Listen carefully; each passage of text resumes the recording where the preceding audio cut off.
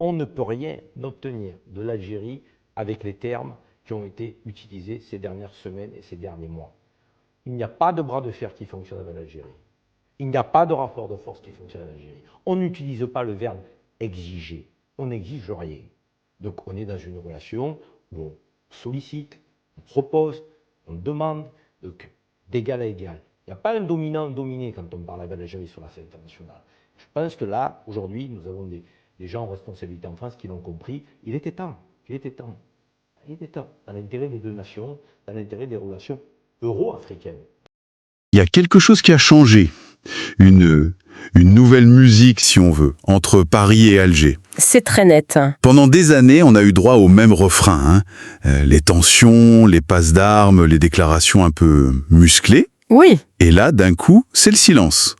Ou plutôt, une sorte de retenue, une prudence presque déférente. C'est ça. Un commentateur, Karim Zeribi, a eu une formule assez brutale pour ça. Il a dit « Il n'y a plus de bras de fer avec l'Algérie. Plus de rapport de force.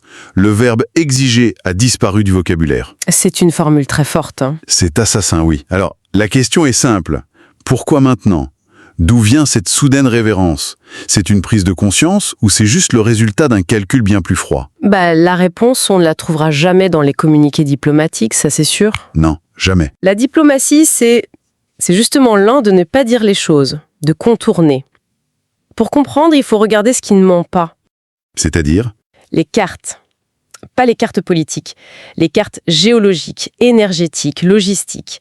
Il faut suivre le tracé des gazoducs qui conditionnent l'industrie européenne. Il faut regarder ce qu'il y a sous le sol algérien. Et je ne parle pas que du pétrole. D'accord.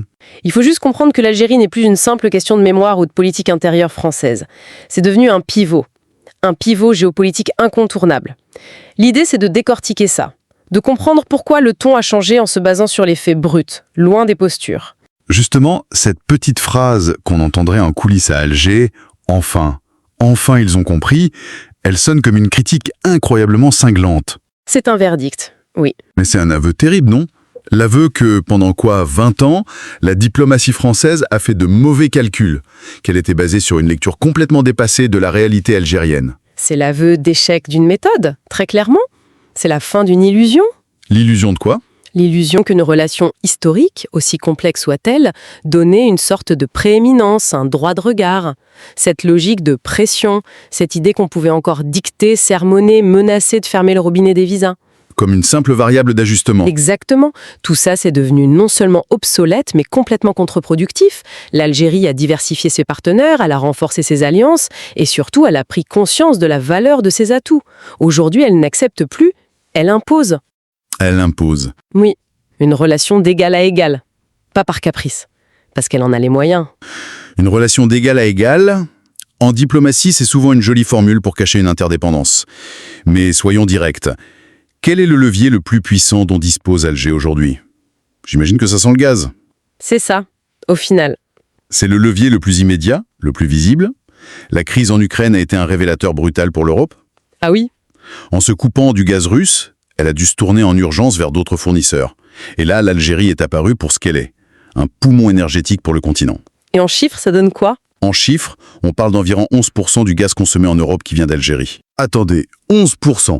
Pour quelqu'un qui n'est pas spécialiste, ça peut paraître important, mais pas non plus écrasant.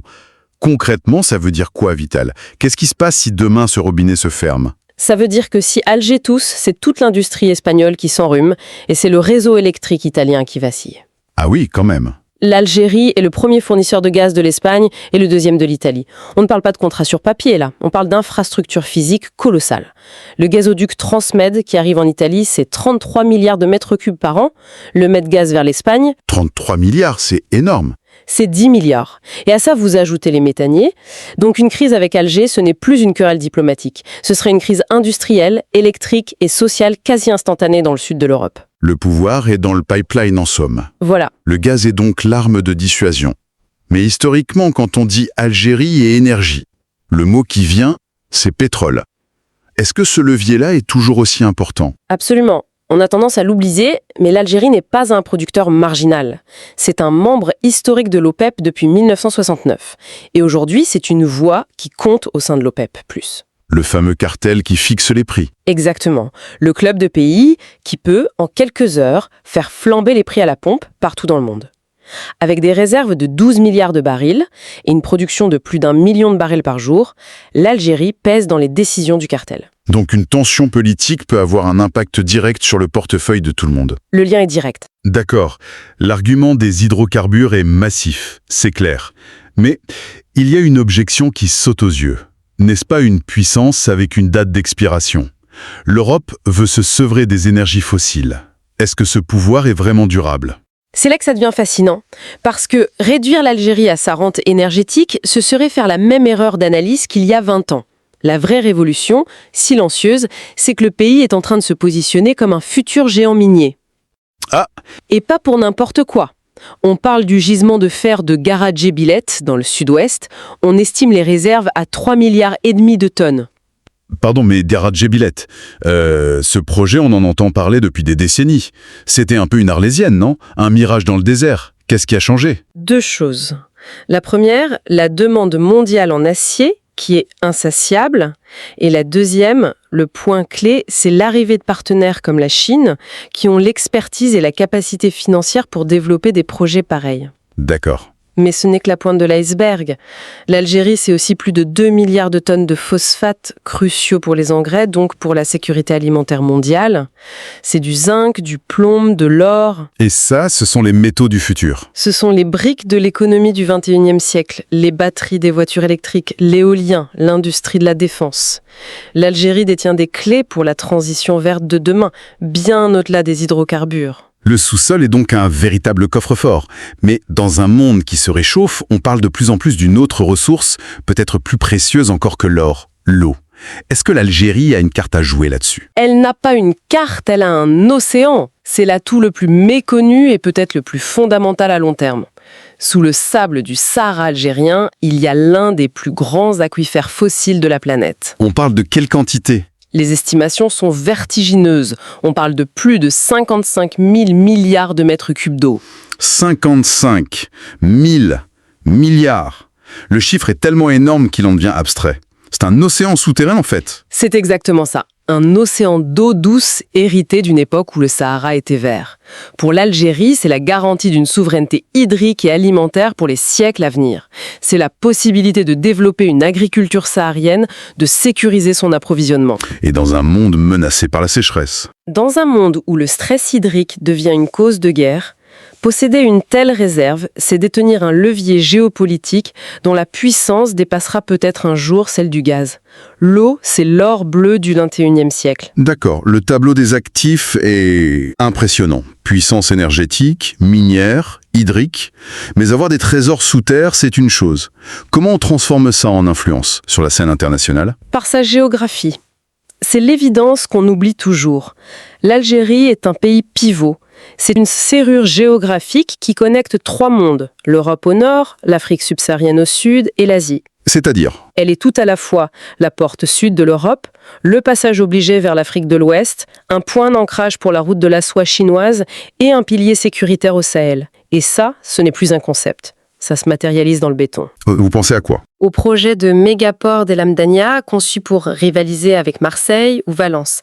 À la route transsaharienne qui va relier Alger à Lagos, au Nigeria.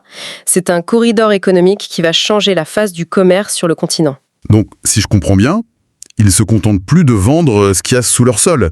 Ils vendent le sol lui-même, comme passage stratégique. C'est une excellente façon de le dire. Ils sont en train de devenir le péage incontournable entre une Europe vieillissante et une Afrique en pleine explosion. C'est ça. Ils monétisent leur position en développant des corridors vers la Mauritanie, des liaisons ferroviaires vers le sud. Ils tissent une toile d'influence. La conclusion est simple. Tout acteur majeur aujourd'hui, qu'il soit européen, chinois ou autre, qui veut accéder au marché africain, doit composer avec Alger. On ne peut plus l'ignorer. Tenter de l'ignorer ou de la contourner, c'est prendre le risque de se couper d'une partie de l'avenir de l'Afrique. Donc, si je mets toutes les pièces du puzzle ensemble, le tableau est limpide. Ce changement de ton de Paris, ça n'a rien à voir avec un élan de générosité ou une repentance. C'est du pragmatisme pur et dur. Voilà. Paris n'est plus poli, il est juste réaliste. L'Algérie n'est plus un sujet de politique intérieure française, c'est une puissance régionale, avec son propre agenda, ses propres cartes, et qui manifestement a appris à les jouer. Exactement. Le respect en géopolitique, ça ne se décrète pas, ça se constate. Et ce constat est basé sur des faits. La puissance énergétique, le potentiel minier, cette profondeur stratégique que donne l'eau et cette position de hub. Sans oublier sa diplomatie. Absolument. Une diplomatie décomplexée qui dialogue aussi bien avec la Chine et la Russie qu'avec les Occidentaux. La conclusion, c'est celle de Zeribi au début. La relation n'est plus celle d'un dominant et d'un dominé. C'est une négociation entre puissances. La leçon ne viendra plus des discours, mais des faits. Et si cette nouvelle relation est fondée non plus sur les fantômes du passé, mais sur cet équilibre des forces, une question demeure. Cette lucidité froide, dictée par la nécessité, est-ce que c'est le socle d'un partenariat stratégique stable pour le futur, ou est-ce que ce n'est qu'une adaptation tactique, une très fragile, en attendant que le rapport de force mondiale bascule à nouveau? L'Algérie. Pendant des décennies, ce nom pour l'Europe, il a évoqué deux choses principalement, le gaz et une histoire, disons, complexe. Mais aujourd'hui, de l'autre côté de la Méditerranée, il y a une transformation en cours, une transformation silencieuse, presque tectonique. On parle d'une stratégie qui pourrait faire d'Alger non plus un simple fournisseur, mais un arbitre de la transition énergétique en Europe. Un arbitre, ou peut-être un nouveau levier de dépendance. C'est ça, la question. Est-ce que l'Europe, en cherchant à se sevrer d'une dépendance, n'est pas en train de se jeter dans les bras d'une autre ? Une dépendance peut-être plus subtile, mais bien réelle. Parce que ce qui se joue là, à Alger, ça dépasse de très loin la simple question de l'énergie. C'est une refonte totale des rapports de force qu'on est en train de voir. Alors, justement, décryptons ça. Au-delà des discours, des poignées de main, quels sont les faits ? Quels sont les projets concrets qui, aujourd'hui, changent la donne et qui obligent les chancelleries, que ce soit à Paris ou à Berlin, à revoir complètement leur logiciel? Commençons par le langage. Le langage trahit souvent beaucoup de choses. On entend partout cette nouvelle musique, cette rhétorique. L'Algérie, ce partenaire incontournable, cet acteur pivot. Mais est-ce que ce n'est pas juste une façon élégante, très diplomatique, de masquer une réalité beaucoup plus brutale ? C'est-à-dire ? La réalité d'une Europe qui est pressée par l'urgence climatique, par la crise en Ukraine, et qui au fond n'a tout simplement plus le choix. Ce respect qu'on affiche soudainement, il sonne presque comme une concession forcée, non ? C'est une lecture. C'est la lecture cynique, on peut dire. Mais elle me semble un peu incomplète, parce que le rapport de force ne bascule pas seulement parce que l'Europe est aux abois. Il bascule aussi parce que l'Algérie, de son côté, met quelque chose sur la table. Une offre. Une vision structurée que personne d'autre ne peut proposer, avec cette proximité et cette ambition. On n'est plus dans la simple rente gazière d'avant. Oui, mais c'est justement sur cette ambition qu'il faut être prudent. Prenons l'hydrogène vert. C'est au cœur de tout ça. C'est la grande promesse. Tout le monde est d'accord là-dessus. Mais c'est aussi un domaine où la technologie, les brevets, une bonne partie du financement initial, ça reste largement dans les mains des Européens, surtout des Allemands d'ailleurs. L'ambition est algérienne, d'accord, mais les clés du coffre, elles ne sont pas encore en partie à Bruxelles ou à Berlin, non ? Justement, c'est là qu'un projet très concret vient bousculer cette idée. On entend beaucoup parler du South H2 Corridor. Qu'est-ce que c'est exactement ? Et c'est juste un énième projet sur du papier ? Non, c'est bien plus que ça. Et c'est ce qui le rend si stratégique. Concrètement, le South H2 Corridor, c'est un projet de méga pipeline pour transporter de l'hydrogène vert. Mais là où c'est très malin, c'est qu'il ne part pas de zéro, vous voyez ? D'accord. Il s'agit de reconvertir des gazoducs qui existent déjà, ceux qui relient l'Algérie à l'Italie. Et ensuite de construire de nouveaux tronçons pour remonter jusqu'en Autriche et en Allemagne. C'est un partenariat entre la Sonatrach, algérienne, et des opérateurs européens. L'idée, c'est d'aller vite en utilisant ce qui existe déjà. L'Algérie ne demande pas la permission. Elle propose une solution quasi clé en main à une industrie allemande qui a un besoin vital d'hydrogène propre pour survivre. Donc, si je suis bien, l'Algérie utilise ses vieilles infrastructures gazières comme une sorte de cheval de Troie. De cheval de Troie, voilà, pour l'énergie du futur. C'est malin. Mais Est-ce que c'est suffisant? On sait que ces grands projets qui traversent la Méditerranée, ce sont des monstres technologiques, financiers. L'histoire est pleine de cimetières de projets comme ça. Qu'est-ce qui nous garantit que celui-là, il va aboutir? Vous avez raison de pointer le risque. Les investissements sont titanesques. On parle en dizaines de milliards d'euros.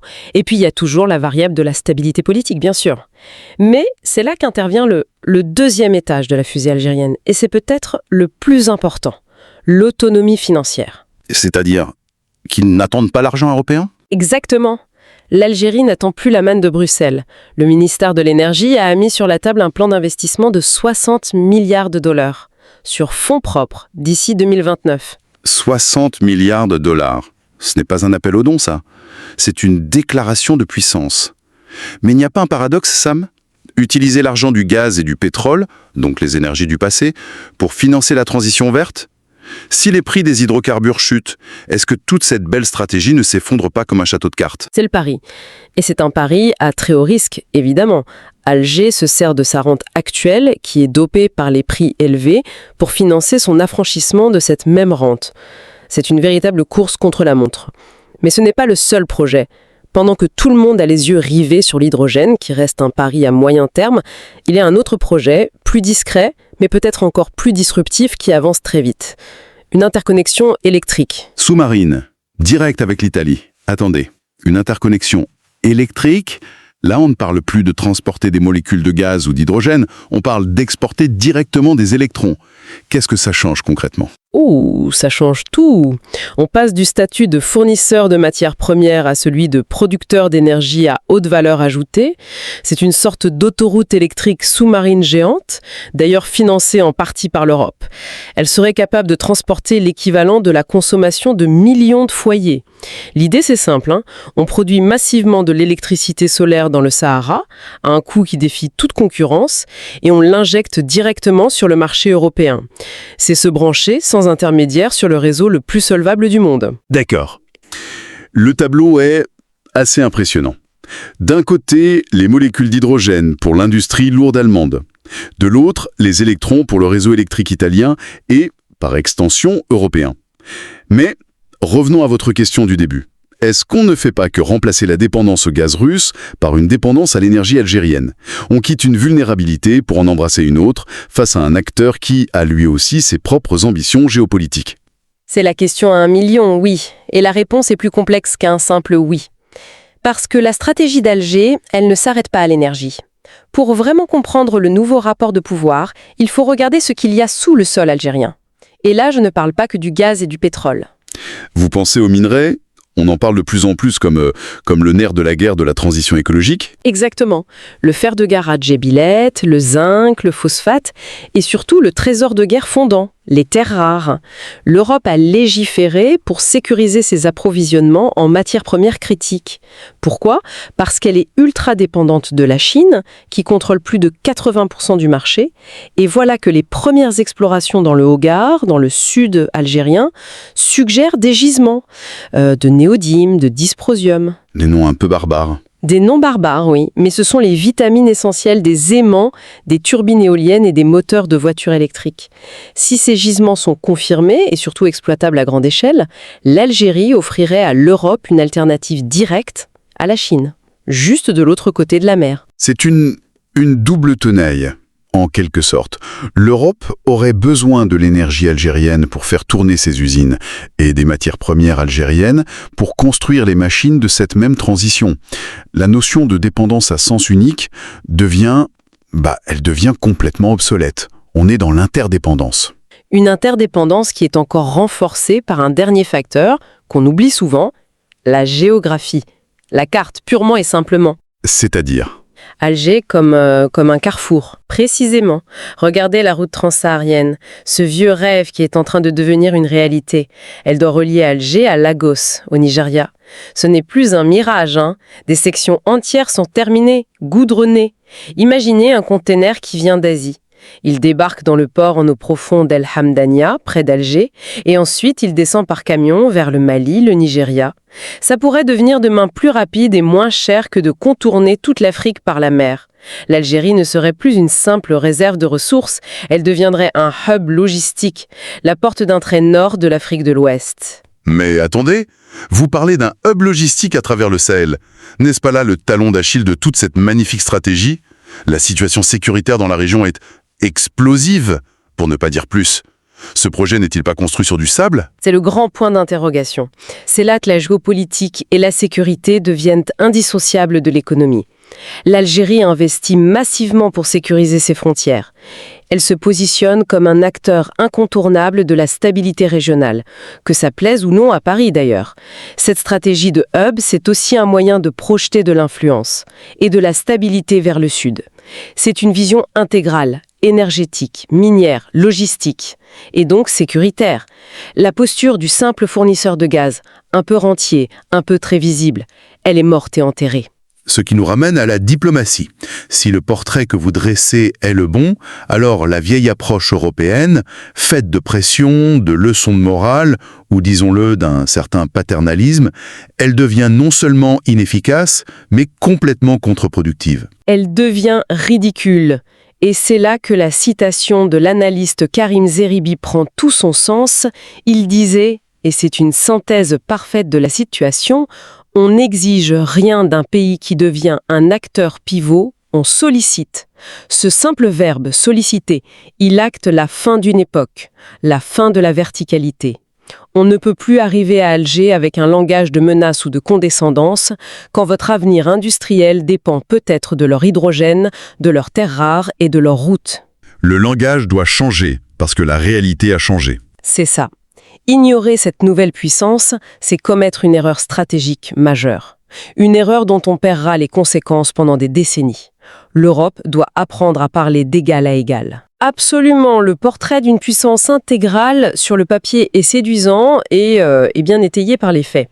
Mais ça suppose une exécution parfaite sur le long terme et une stabilité politique interne que l'histoire récente du pays ne garantit pas forcément.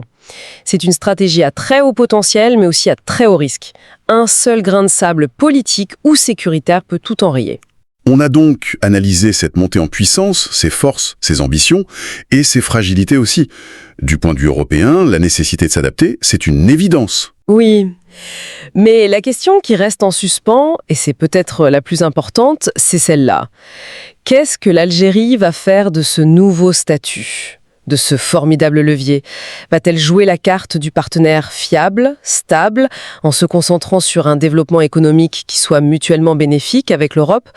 Ou bien, grisée par cette nouvelle puissance, sera-t-elle tentée de l'utiliser pour projeter une influence politique bien plus vaste, quitte à créer de nouvelles tensions et à redéfinir les équilibres bien au-delà de la Méditerranée? La réponse à cette question, je crois, dessinera la géopolitique de la région pour le siècle à venir. Aujourd'hui, on va s'intéresser à une transformation stratégique absolument majeure qui est en train de se passer sous nos yeux. On parle de l'Algérie qui est en train de se positionner, non pas juste comme un acteur énergétique important, mais carrément comme une future superpuissance de l'énergie verte. Pour bien comprendre ce qui se joue, il faut écouter cette phrase de Karim Zeribi. Elle donne le ton, parfaitement. Ces mots, ils ne sont pas anodins. Ils signalent un vrai changement, un changement fondamental dans la relation entre l'Algérie, l'Europe et le reste du monde. La dynamique a complètement changé.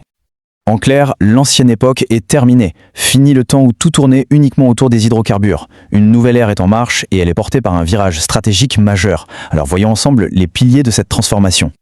Allez, on plonge directement dans le vif du sujet avec le tout premier pilier, les plans très ambitieux de l'Algérie pour devenir un fournisseur d'énergie propre pour l'Europe. Et tout ça commence avec une technologie qui est au cœur de toutes les discussions. Juste un petit rappel pour qu'on soit tous bien au clair. L'hydrogène vert, c'est quoi ? En gros, c'est un carburant ultra propre produit en cassant des molécules d'eau. Et pour faire ça, on utilise de l'électricité renouvelable. Dans le cas de l'Algérie, c'est bien sûr son immense potentiel solaire. Et là, l'ambition, elle est affichée sans détour. L'objectif, c'est de devenir un des tout premiers fournisseurs d'hydrogène vert pour l'Europe. Ce n'est pas juste une question d'énergie, c'est aussi un enjeu de souveraineté pour les Européens qui cherchent désespérément à diversifier leurs sources d'énergie propre. Et pour atteindre cet objectif, il faut dire que l'Algérie a de sacrés atouts dans sa manche. D'abord, un ensoleillement quasi illimité, un des plus forts au monde. Ensuite, des terres immenses, disponibles. Et surtout, un projet déjà très concret, le pipeline South H2 Corridor, qui est conçu pour transporter cet hydrogène directement au cœur de l'Europe. Mais attention, l'offensive ne s'arrête pas à hydrogène, loin de là. Il y a un autre projet majeur, peut-être un peu moins connu mais tout aussi stratégique, la construction d'un câble sous-marin à très haute tension. Le but, exporter l'électricité produite par les centrales solaires algériennes directement en Italie, et de là, sur tout le marché européen. Maintenant, passons au deuxième pilier. C'est celui qui montre à quel point tout ça est sérieux.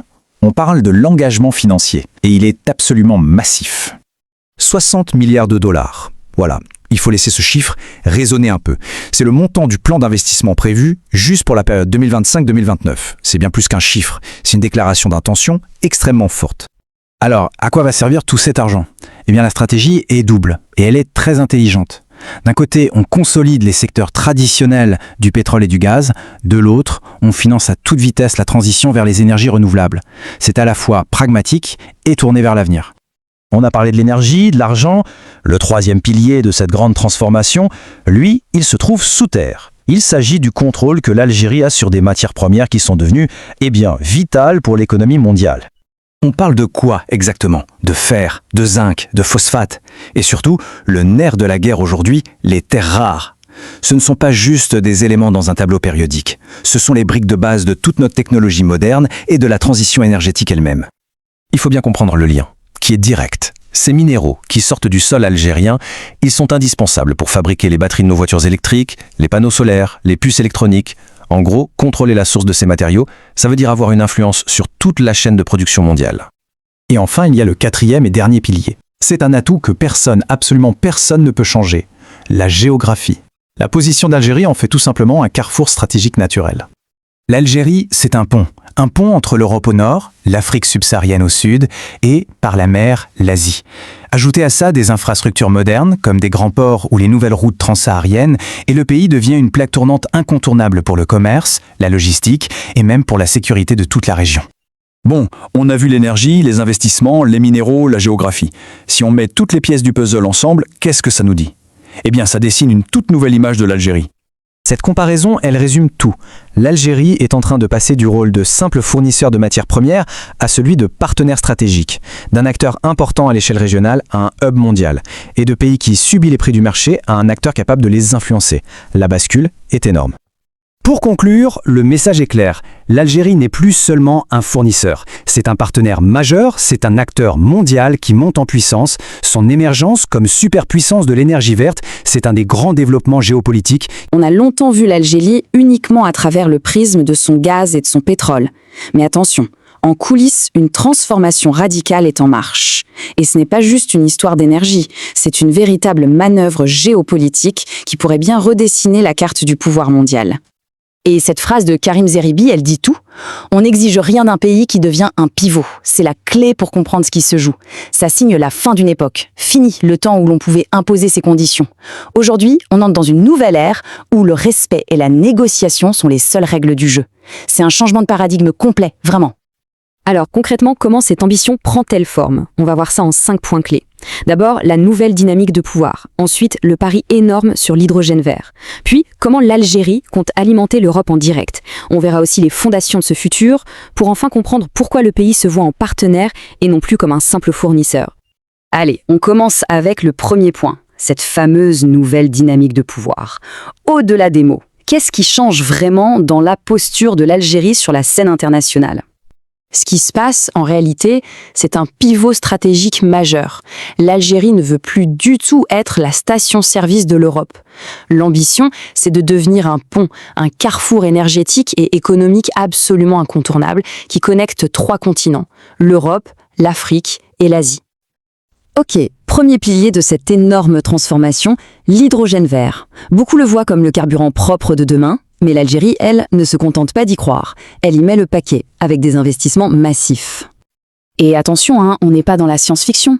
Le projet Soutage 2 Corridor est bien réel. C'est en quelque sorte une autoroute énergétique. Elle part du soleil du Sahara et elle livre de l'hydrogène, propre, directement aux usines en Allemagne. Pour l'Algérie, c'est une affirmation de puissance. Et pour l'Europe, c'est carrément une question de souveraineté énergétique. Mais la stratégie ne s'arrête pas là, loin de là. L'Algérie veut aussi devenir une sorte de centrale électrique géante pour l'Europe en transformant tout son potentiel solaire en électricité prête à être exportée. Évidemment, une ambition pareille, ça soulève une question, et pas des moindres, comment on finance tout ça? Parce que les chiffres, eux, donnent le vertige. Le chiffre parle de lui-même, 60 milliards de dollars. C'est le montant du plan d'investissement qui a été annoncé. Et ce qui est crucial de comprendre, c'est que cet argent ne sert pas juste à moderniser l'ancien monde des hydrocarbures. Non, il est là pour financer massivement le nouveau monde, celui des énergies vertes. Un des projets les plus emblématiques de cette stratégie, c'est ce câble sous-marin à haute tension. Imaginez un peu le tableau. De l'électricité, produite par le soleil du désert algérien, qui arrive directement en Italie. Ça positionnerait l'Algérie non plus comme un simple fournisseur, mais comme un pilier central de la sécurité énergétique de l'Europe. Mais la puissance de l'Algérie, ce n'est pas que l'énergie qu'elle peut vendre. Il y a une autre carte maîtresse, cachée juste sous le sable, ses richesses minières. Et ce sont les fondations mêmes de la technologie de demain. Du fer, du phosphate, du zinc, et surtout, des terres rares. Ce ne sont pas juste des matières premières, non, ce sont les ingrédients indispensables de toute la transition écologique mondiale. Sans ça, pas de batterie pour les voitures électriques, pas de panneaux solaires, pas d'éoliennes, rien. Et là, on voit se dessiner une sorte de cercle vertueux. La maîtrise de l'énergie verte permet d'exploiter plus facilement les minerais. Et la maîtrise des minerais rend le pays encore plus attractif comme partenaire énergétique. C'est cette double casquette qui donne à l'Algérie une influence stratégique assez unique. Alors si on met tout ça bout à bout, l'énergie verte, les minerais stratégiques, la position géographique, on arrive à une conclusion inévitable. Les règles du jeu ont changé. L'Algérie n'est plus un simple fournisseur. Elle est en train de devenir un partenaire stratégique. L'évolution est assez frappante quand on la regarde comme ça. Hier, l'Algérie, c'était avant tout un fournisseur de gaz. Aujourd'hui, elle se transforme en hub logistique et énergétique. Et demain, l'ambition affichée est claire, devenir une superpuissance de l'énergie verte. Le contraste est vraiment saisissant. On passe d'un modèle où l'on fournissait des énergies fossiles, souvent dans un rapport de force, à un modèle de partenariat stratégique, centré sur l'énergie verte et les minerais, où le langage, c'est celui de la négociation d'égal à égal. Et au final, cette phrase résume tout parfaitement. Un pays qui contrôle les flux énergétiques du futur, ce n'est plus un simple fournisseur, c'est un partenaire majeur, c'est un acteur dont la voix pèse sur la scène mondiale. Ce qui nous laisse avec cette question qui est vraiment fondamentale pour l'avenir, au moment où le monde entier se rue vers les technologies vertes, qui détiendra le vrai pouvoir? Ceux qui les inventent ou bien ceux qui possèdent les ressources indispensables pour les fabriquer? La stratégie algérienne, elle, a clairement choisi son camp.